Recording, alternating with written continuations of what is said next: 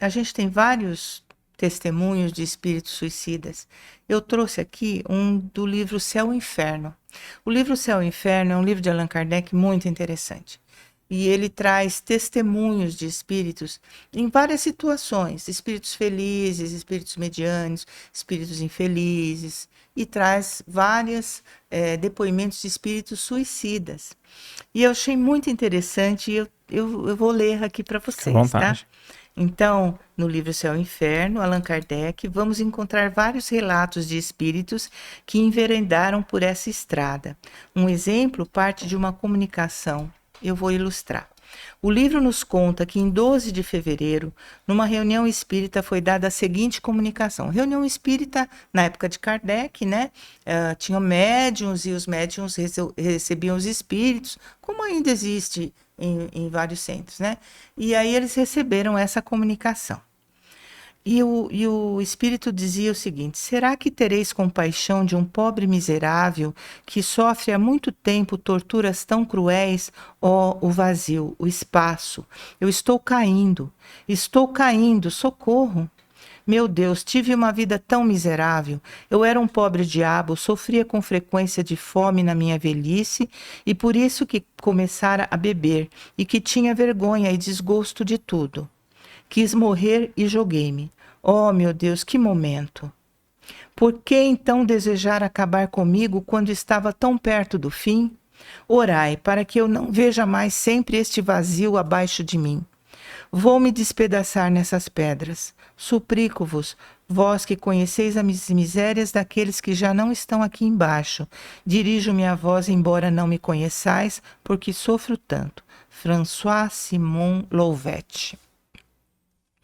Aí veio uma outra comunicação, que era o guia do médium. Esse que acaba de se dirigir a ti, meu filho, é um pobre desgraçado que tinha uma prova de miséria na terra, mas o desgosto tomou conta dele. Faltou-lhe a coragem e o desafortunado, em vez de olhar para o alto, assim como deveria ter feito, entregou-se à bebedeira. Desceu aos últimos limites do desespero e pôs fim à sua triste prova, jogando-se da torre de Francisco I em 22 de julho de 1857. Tende compaixão de sua pobre alma, que não é avançada, mas que tem, entretanto, suficiente conhecimento da vida futura para sofrer e desejar uma nova prova. Foram feitas pesquisas e encontrou-se no Jornal do Havre, a 23 de julho de 1857, o artigo seguinte, cujo conteúdo é este. Ontem, às 4 horas, as pessoas ficaram dolorosamente impressionadas por um horrendo acidente. Um homem se lançou da torre e veio despedaçar-se nas pedras. É um velho puxador de sirga que as tendências à embriaguez conduziram ao suicídio. Chama-se François Victor Simon Louvet. Interessante, né? Porque às vezes alguns pensam que comunicação mediúnica é algo que está na cabeça do médium. Chega-se até dizer que é algo que está na cabeça de outro, né? Inventam Isso. teorias mais difíceis até de explicar do que a própria comunicação espírita. Eu trouxe para vocês verem assim. Foi provado, né? Ele deu a comunicação, o guia de um médium explicou e depois eles foram buscar e acharam a notícia. Perfeito. Então, quer dizer, realmente não dava para dizer que não, né? E aquilo, acho que é a única doutrina, né, com cunho religioso, né, nos aspectos morais, né, o espiritismo, que é os próprios suicidas que vêm descrever os seus relatos, né? Trazem para descrever seus relatos. Outra literatura muito importante é o livro Memórias de um Suicida, onde o espírito Camilo Castelo Branco, que era um escritor português, viveu entre 1825 e 1890, ele nos conta a sua experiência após o suicídio e as suas consequências. Esse livro foi trazido 36 anos após o seu suicídio, porque era importante que ele trouxesse essas informações, né? O livro fala do suicídio desse escritor por um motivo de cegueira, ele deu um tiro no ouvido. A descrição do despertar dele e de perceber que ainda estava vivo, os tormentos que ele sofreu no túmulo e a sensação do tiro que ele se deu e as suas consequências, a busca de ajuda desse espírito que estava desesperado, achando que ele estava vivo ainda, e ninguém dava atenção para ele, porque ninguém via, né? E o encontro com outros espíritos da mesma condição, né? Porque eles são atraídos, né, para a mesma condição. E o encaminhamento desses espíritos ao Vale dos Suicidas. É uma coisa muito forte, né? Tem até muita dificuldade, né? Torna essa leitura, assim, um motivo da gente refletir, né?